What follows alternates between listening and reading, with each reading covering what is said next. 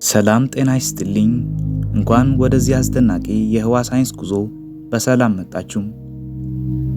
ዛሬ በአጽናፈ ዓለም ውስጥ ያሉትን እጅግ አወዛጋቢ፣ አስፈሪና ምስጢራዊ የሆኑትን 20 ክስተቶችን በዝርዝር እንመለከታለን። ይህ ቪዲዮ ወደ ጥልቁ ህዋ ይወስደናል። ተዘጋጅታችሁ ከሆነ ጉዟችንን እንጀምር።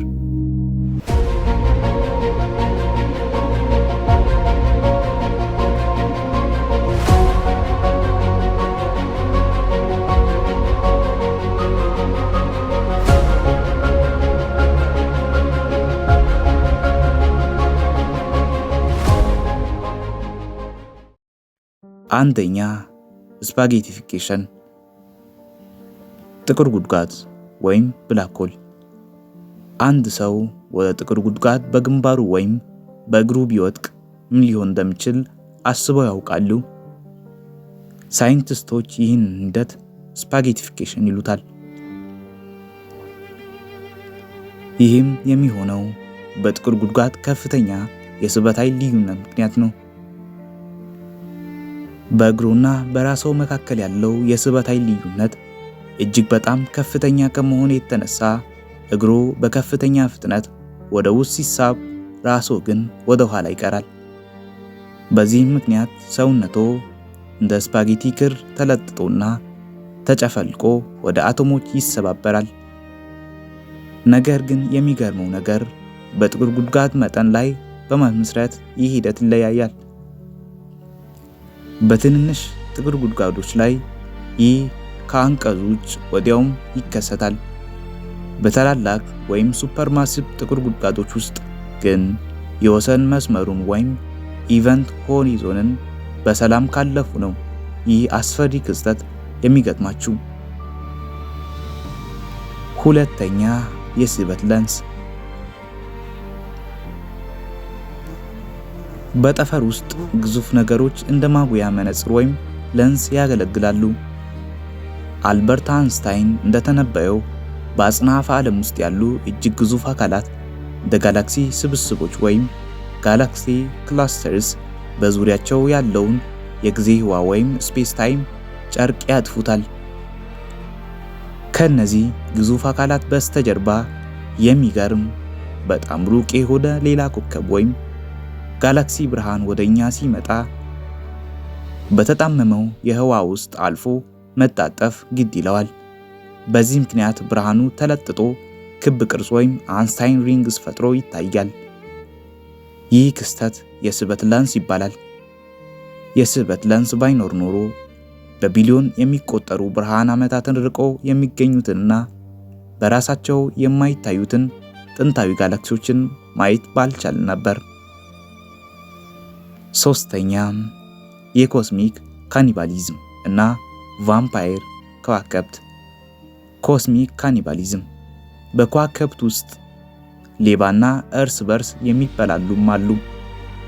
በሁለትዮሽ የኮከብ ስርዓቶች ወይም በባይነሪ ስታር ሲስተምስ ውስጥ ሁለት ከዋክብት እርስ በርሳቸው ሲዞሩ አንደኛው ኮከብ እድሜው አልቆ ወደ ነጭ ድንቅ ወይም ወደ ዋርፍ ድወርፍነት ከተቀየረና ሁለተኛው ኮከብ ደግሞ እየሰፋ የሚሄድ ግዙፍ ኮከብ ከሆነ አስገራሚ ነገር ይፈጠራል። ይህ ነጭ ድንቅ ኮከብ በከፍተኛ የስበት ኃይሉ ምክንያት ከጎረቤቱ ኮከብ ላይ ጋዝና ቁሶችን ቀስ በቀስ እየመጠጠ መጋለብ ይጀምራል። ይህ ሂደት የኮስሚክ ካኒባሊዝም ወይም ቫምፓየር ከዋክብት ይባላል። ነጩ ዲግ እንደ ኮከብ የሚመጣው ቁስ መጠን ከአቅሙ በላይ ሲሆን የቻንድራስከር ወሰን ሲያልፍ በከፍተኛ የኒውክሌር ፍንዳታ ይጋያል። ይህም ታይፕ ኢን ኤ ታይፕ ላ ሱፐርኖቫ ይባላል። አራተኛ፣ የዳርክ ማተር ሃሎስ ወይም ዳርክ ማተር ሃሎስ። እኛ የምናየው የምንዳስሰውና በቴሌስኮፕ የምንመለከተው ቁስ ወይም ኮከቦችን፣ ፕላኔቶችና ጋዞችን መላው አጽናፈ ዓለም የሚይዘው 5% ብቻ ነው። ቀሪው ትልቁ ክፍል ግን ምስጢራዊ ነው። ከዚህ ውስጥ ዳርክ ማተር ዋነኛው ነው። ሳይንቲስቶች እንደሚሉት እያንዳንዱ ጋላክሲ የእኛን ሚልክዌይ ጋላክሲን ጨምሮ ዳርክ ማተር ሃሎ በሚባል ግዙፍና በማይታይ የኃይል ዱል ውስጥ ነው የሚገኙት። ይህ ሃሎ ጋላክሲዎች በከፍተኛ ፍጥነት ሲሽከረከሩ እንዳይበታተኑና እንደማጣበቂያ ሆኖ ይይዛቸዋል። ዳርክ ማተር ባይኖር ኖሮ በአጽናፈ ዓለም ውስጥ ምንም አይነት ጋላክሲ፣ ኮከብ ወይም እኛ ራሳችን ባልተፈጠርን ነበር። እሱ የአጽናፈ ዓለም የማይታይ አጥም ነው። አምስተኛው ኳንተም ኢንታንግልመንት። አሁን ደግሞ ወደ ረቂቁ የኳንተም ዓለም ንውረድ። ሁለት የኒውስ አቶም ቅንጦቶች ወይም ሳብአቶሚክ ፓርቲክልስ እርስ በርስ ሲያያዙ ወይም ሲገጣጠሙ ኳንተም ኢንታንግልመንት ይፈጠራል። ከነዚህ ቅንጣቶች የአንዱን ባህሪ ስንቀይር ሌላኛው ቅንጣት ምንም ያህል ርቀት ላይ ቢሆን ወይም በቢሊየን የሚቆጠሩ ብርሃን ዓመታት እንኳን ብራራቅ በቅጽበት ምላሽ ይሰጣል። ይህ ክስተት የብርሃን ፍጥነት የሚጋፋ ይመስላል። አልበርት አንስታይን ይህንን ክስተት ጨርሶ ሊቀበለው አልቻለም ነበር። ለዚህም ነው ስፖኪ አክሽን አት ዲስታንስ ወይም የሩቅ አስፈሪ ድርጊት በማለት የጠራው። ነገር ግን ዛሬ ላይ ይህ እውነተኛ ክስተት መሆኑ በተደጋጋሚ በተደረጉ ሙከራዎች ተረጋግጧል። ስድስተኛውና እጅግ አስገራሚው ሮግ ፕላኔቶች ነው። አብዛኞቹ ፕላኔቶች ኮከብን ተገን አድርገው በዙሪያቸው እንደሚዞሩ እናውቃለን። ነገር ግን በህዋ ውስጥ ምንም አይነት ኮከብ የሌላቸው በጨለማና በዝቅዝቅ ውስጥ ብቻቸውን የሚንከራተቱ ቢሊየን ፕላኔቶች አሉ። እነዚህ ሮግ ፕላኔቶች ወይም ኮስሚክ ድሪፍተሮች ይባላሉ። እነዚህ ፕላኔቶች መጀመሪያ ላይ በተለመደው የከዋክብት ስርዓት የተፈጠሩ ቢሆንም በሌሎች ግዙፍ ፕላኔቶች የስበት ግጭት ምክንያት ከቤታቸው ተገፍተው ወደ ጋላክሲው ባዶ ህዋ የተወረወሩ ናቸው። በላያቸው ላይ ምንም አይነት የፀሐይ ብርሃን የለም።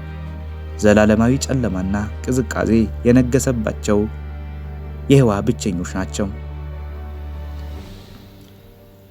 ሰባተኛው ዘ ግሬት አትራክተር የእኛ ጋላክሲ ሚልክዌይ እና በዙሪያችን ያሉ በሺዎች የሚቆጠሩ ሌሎች ጋላክሲዎች በሰዓት 2.1 ሚሊዮን ኪሎ ሜትር ፍጥነት ወደ አንድ የማይታይ አቅጣጫ እየተሳቡ መሆናቸውን ያውቃሉ? ይህ የሚስበን ግዙፍ አካል ወይም ክልል ታላቁ ሳቢ ወይም ዘ ግሬት አትራክተር ይባላል። ይህ አካል ከኛ 220 ሚሊዮን ብርሃን ዓመታትን ርቆ የሚገኝ ሲሆን በእኛና በሱ መካከል የኛ የራሳችን ጋላክሲ ወፍራም አቧራና ከዋክብት ስለሚጋርዱን በቴሌስኮፕ በቀጥታ ማየት አንችልም። ይህ ስውር ግዙፍ የስበት ማዕከል አሁንም ድረስ የኮስሞሎጂስቶች ትልቅ እንቆቅልሽ ነው። ስምንተኛው ፑልሳርስ። አንድ ግዙፍ ከዋክብት ሕይወቱ አብቅቶ በሱፐርኖቫ ሲፈነዳ ወደ ኋላ እጅግ በጣም ጥቅጥቅ ያለ ኒውትሮን ኮከብ ይተዋል። ከነዚህ ኒውትሮን ኮከቦች መካከል በከፍተኛ ፍጥነት የሚሽከረከሩና ከማግኔት ዋልታዎቹ ከፍተኛ የጨረር ብርሃን የሚረጩት ፑልሳሮች ይባላሉ። ፑልሳሮች በሰከንድ በመቶዎች የሚቆጠሩ ጊዜያትን ሊሽከረከሩ ይችላሉ። ይህ የጨረር ጨረራቸው በምድር ላይ ሲያልፍ ልክ እንደ ባህር ማማ ወይም ላይትሃውስ መብራት ብልጭ ድርግም እያለ በሬዲዮ ሞገድ ይደርሰናል። የነሱ የጊዜ ምት ታይሚንግ እጅግ በጣም ትክክለኛ ከመሆኑ የተነሳ መጀመሪያ አካባቢ ሳይንቲስቶች የባዕድ ፍጥረታት ወይም ኤሊየን መልእክት መስሏቸው ነበር። ዘጠነኛ ታይም ዳይሌሽን ወይም የጊዜ መዘግየት። ጊዜ ለሁሉም እኩል አይፈስም። በአልበርት አንስታይን በአንጻራዊነት ቲዮሪ መሰረት ጊዜ እንደ የስበት ኃይሉ መጠንና እንደ ፍጥነቱ ይለያያል። የስበት ኃይል በብዛትም ቦታ ወይም ፍጥነት በከፍተኛ ደረጃ በጨመረበት ቦታ ጊዜ ይዘገያል። ለምሳሌ አንድ ጠፈርተኛ በጥቁር ጉድጓድ አቅራቢያ ለአንድ ሰዓት ያህል ቢቆይና ወደ ምድር ቢመለስ በምድር ላይ ያሉ ሰዎች በዓመታት ወይም በአስርተ ዓመታት አርጅቶ ሊያገኛቸው ይችላል። በጥቁር ጉድጓድ ከፍተኛ ስበት ምክንያት ለጠፈርተኛው የነበረው 1 ሰዓት በምድር ላይ ካለው ረጅም ጊዜ ጋር እኩል ይሆናል። ጊዜ ፍጹም ሳይሆን አንጻራዊ ነው።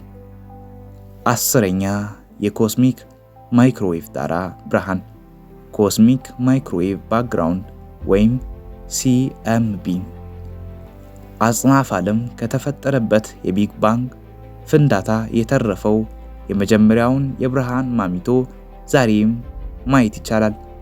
ይህ ብርሃን ኮስሚክ ማይክሮዌቭ ጣራ ወይም ሲኤምቢ ይባላል። ይህ ብርሃን የተለቀቀው ቢግ ባንግ ከተከሰተ ከ380 ሺህ ዓመታት በኋላ አጽናፈ ዓለም ለመጀመሪያ ጊዜ ሲቀዘቅዝና ብርሃን በነፃነት መጓዝ ሲጀምር ነው።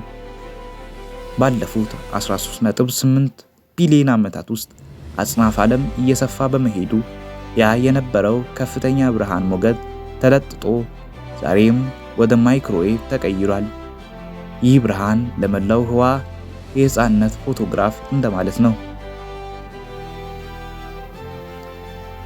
11ኛው የፈርሚ ፓራዶክስ አጽናፈ ዓለም 13.8 ቢሊዮን ዓመታት ዕድሜ አለው።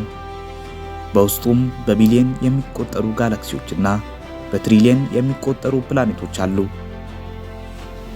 በስታቲስቲክስ መሰረት ከኛ ቀድሞ የሰለጠኑና ህዋን የወረሩ ባዕድ ፍጥረታት ወይም ኤሊየን መኖር ነበረባቸው። የፈርሚ ፓራዶክስ የሚነሳው ከዚህ ጥያቄ ነው። ሁሉም የት አሉ? አጽናፈ ዓለም በሕይወት የመሞላት እድሉ ይህን ያህል ከፍተኛ ከሆነ ለምን እስካሁን ምንም አይነት የባዕድ ፍጥረታት ምልክት ወይም መልእክት አላገኘንም? ይህ እንቆቅልሽ የሰውን ልጅ ብቸኝነት ወይም የህዋን አስፈሪነትን ያሳያል። 12ኛ የሃውኪንግ ጨረር ታዋቂው የፊዚክስ ሊቅ ስቲፈን ሃውኪንግ ጥቁር ቀዳዳዎች ወይም ጥቁር ጉድጓዶች ሙሉ በሙሉ ጥቁር እንዳልሆኑና ለዘላለም እንደማይኖሩ አረጋግጧል። በኳንተም ሜካኒክስ ሕግ መሰረት በጥቁር ጉድጓዶች የወሰን መስመር ላይ ምናባዊ ቅንጣቶች ወይም ቪርቹዋል ፓርቲክልስ ያለማቋረጥ ይፈጠራሉ፣ ይበታተናሉ። በዚህ ጊዜ አንደኛው ቅንጣት ወደ ጥቁር ጉድጓድ ውስጥ ሲወድቅ፣ ሌላኛው ደግሞ ወደ ውጭ ያመልጣል። ይህ የሚያመልጠው ቅንጣት ጥቁር ጉድጓዱ ጉልበትና ክብደት እንዲያጣ ያደርገዋል። ይህ ሂደት የሃውኪንግ ጨረር ይባላል። በትሪሊየን የሚቆጠሩ ዓመታት ውስጥ ጥቁር ጉድጓዱ ክብደታቸውን በዚህ መልኩ እያጡ በመጨረሻ በፍንዳታ ይጠፋሉ። 13ኛው ታይዳል ላኪንግ የጨረቃን የጀርባ ክፍል ወይም the dark side of the moon ከምድር ላይ ሆነን መቼ ማየት እንደማንችል ያውቃሉ? ይህ የሚሆነው ታይዳል ላኪንግ በሚባል የሳተላይት መቆለፍ ክስተት ነው። አንድ ትንሽ አካል ወደ ትልቅ አካል ተጠግቶ ሲዞር በትልቁ አካል የስበት መሳብ ምክንያት ትንሹ አካል በራሱ ዛቢያ የሚሽከረከርበት ፍጥነት እየቀነሰ ይሄዳል። በመጨረሻም በራሱ ዛቢያ ላይ የሚዞርበት ሰዓትና ትልቁ አካል ዞሮ የሚጨርስበት ሰዓት እኩል ይሆናል። በዚህም ምክንያት ሁልጊዜ አንደኛው ገጹ ብቻ ወደ ትልቁ አካል ይዞራል። 14ኛው የወሰን መስመር ወይም ኢቨንት ሆሪዘን ኢቨንት ሆሪዘን ወይም የወሰን መስመር በጥቁር ጉድጓድ ዙሪያ የሚገኝ የማይታይ ድንበር ነው። በዚህ መስመር ውስጥ የስበት ኃይሉ የብርሃንን ፍጥነት ያህል ወይም ከዚያ በላይ ይበልጣል። ብርሃን በአጽናፈ ዓለም ውስጥ ፈጣኑ ነገር ቢሆንም አንዴ ይህንን መስመር ካለፈ በኋላ ማምለጥ አይችልም። ማንኛውም መረጃ፣ ቁስ ወይም ብርሃን ይህንን መስመር ከረገጠ ወደ ጥቁር ጎድጓዳ ማዕከል ሲንጉላሪቲ መውረድ ግዴታው ነው። ከወሰን መስመር ባሻገር እንዳለ ማንም ሊነግረን አይችልም። ምክንያቱም መረጃዎች እንኳን ተመልሰው መውጣት አይችሉም። 15ኛ ነጭ ድንኳ ከብት ወይም ዋይት ድዋርፍስ እንደኛ ፀሐይ ያሉ መካከለኛ ከዋክብት የኒውክሌር ነዳጃቸውን ጨርሶ ሲያበቁ እንደ ሱፐርኖቫዎች አይፈነዱም። ይልቁንም ውጫዊ ጋዛቸው ወደ ህዋ በመርጨት በማዕከላቸው ላይ እጅግ ጥቅጥቅ ያለና ሞቃት የሆነ እምብርት ይተዋሉ። ይህ ነጭ ድንክ ኮከብ ይባላል። የነጭ ድንክ ኮከብ መጠን የምድርን ያህል ሲሆን ክብደቱ ግን የፀሐይ ያህል ሊሆን ይችላል። በውስጡ ምንም አይነት አዲስ የኃይል ማመንጨት ሂደት የለም። ልክ እንደ ከሰል ፊም ቀስ በቀስ በትሪሊየን የሚቆጠሩ ዓመታት ውስጥ እየቀዘቀዘ ይሄዳል። በመጨረሻም ሙሉ በሙሉ ሲቀዘቅዝ ጥቁር ድንክ ወይም ብላክ ድዋርፍ ወደ መሆን ይሸጋገራል። ማግኔታሮች ማግኔታር ማለት እጅግ በጣም አስፈሪ የሆነ የማግኔት ኃይል ያለው የኒውትሮን ኮከብ አይነት ነው። የእነሱ የማግኔት መስክ ከምድር የማግኔት ኃይል በ1 ትሪሊየን እጥፍ ይበልጣል። አንድ ማግኔታር ወደ ምድር በ1000 ማይልስ ርቀት ላይ ቢጠጋ በከፍተኛ የማግኔት ኃይል ምክንያት በሰውነታችን ውስጥ ያሉት የአቶም መዋቅሮች በቅጽበታዊ በማበላሸት የሰውን ልጅ ወደ አቧራነት ሊቀይሩ ይችላሉ። እነዚህ በህዋ ውስጥ ያሉ እውነተኛ የማግኔት ጭራቆች ናቸው።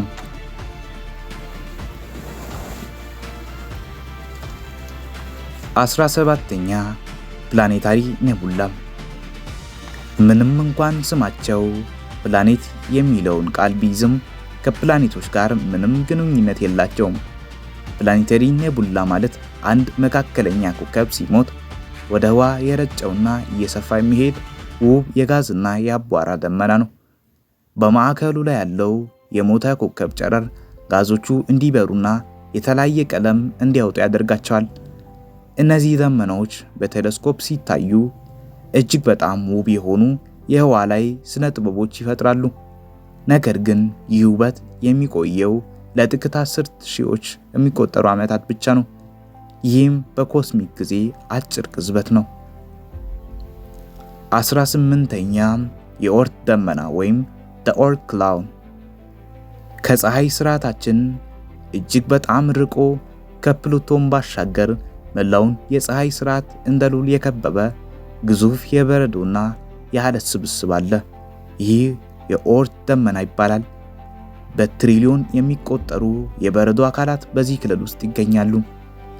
በየጊዜው ወደ ፀሐይ የሚመጡ ረጅም ዕድሜ ያላቸው ኮሜቶች መነሻቸው ይህ የኦርት ደመና ነው። ይህ ክልል የፀሐይ ስርዓታችን የመጨረሻው የድንበር ወሰን ተደርጎ ይወሰዳል። 19ኛ ዳይሰን ስፈርስ። ይህ በሳይንቲስቱ ፍሪማን ዳይሰን የቀረበ የሚናባዊ ሜጋ መዋቅር ወይም ሜጋ ስትራክቸር ጽንሰ ሐሳብ ነው። አንድ እጅግ በጣም የሰለጠነ የባዕድ ፍጡር ስልጣኔ ወይም ቴይፍቱ ሲቪላይዜሽን የራሱን ኮከብ ሙሉ ኃይል ለመጠቀም ቢፈልግ ምን ያደርጋል? በኮከቡ ዙሪያ ግዙፍ የሶላር ፓነል ስብስቦችን በመገንባት ኮከቡን ሙሉ በሙሉ ይከቡታል። ይህ መዋቅር ከኮከቡ የሚወጣውን 100% ኃይል ሰብስቦ ለስልጣኔው ጥቅም እንዲውል ያደርጋል። ዛሬ ላይ የስነ ከዋክብት ተመራማሪዎች የደቡብ ከዋክብትን የኢንፍራሬድ ሙቀት በመለካት ያሉ መዋቅሮች መኖራቸውን ይፈልጋሉ። 20ኛውና የመጨረሻው ታላቁ መበጣጠስ ወይም the big rip። አጽናፈ ዓለማችን በዳርክ ኢነርጂ ወይም በምስጢራዊው ኃይል ምክንያት በከፍተኛ ፍጥነት እየሰፋ ይገኛል። ይህ መስፋፋት ያለ ገደብ ከቀጠለ የአጽናፈ ዓለማችን የመጨረሻ ፍጻሜ ሊሆን ይችላል። አንደኛው መላምት the big rip ወይም ታላቁ መበጣጠስ ይባላል። በዚህ ፍጻሜ የህዋ የመስፋፋት ፍጥነቱ እጅግ የላቀ ከመሆኑ የተነሳ በመጀመሪያ ጋላክሲዎችን እርስ በርስ ይነጣጥላል። በመቀጠልም ከዋክብትንና ፕላኔቶችን ያፈርሳል። በመጨረሻም በአጽናፈ ዓለም ውስጥ ያሉትን አተሞችና የቁስ ትናንሽ ክፍሎችን እንኳን ሳይቀር በመበጣጠስ አጽናፈ ዓለምን ወደ ባዶነትና ወደ ፍርስራሽነት ይቀይራታል። ይህ የአጽናፈ ዓለም የመጨረሻውና አስፈሪ ፍጻሜ ሊሆን ይችላል። አጽናፈ ዓለማችን ምስጢራቱና ድንቆሹ አያልቁም። ዛሬ የተመለከትናቸው 20 የጠፈር ሳይንስ ጽንሰ ሐሳቦች እኛ ምን ያህል ትንሽ እንደሆነና ህዋ ደግሞ ምን ያህል ሰፊና አስገራሚ እንደሆነ ያሳዩናል። ለዛሬ የነበረን ቆይታ በዚህ ይጠናቀቃል። በሌላ የሳይንስ ቪዲዮ እስከምንገናኝ ድረስ ሰላም ሁኑ።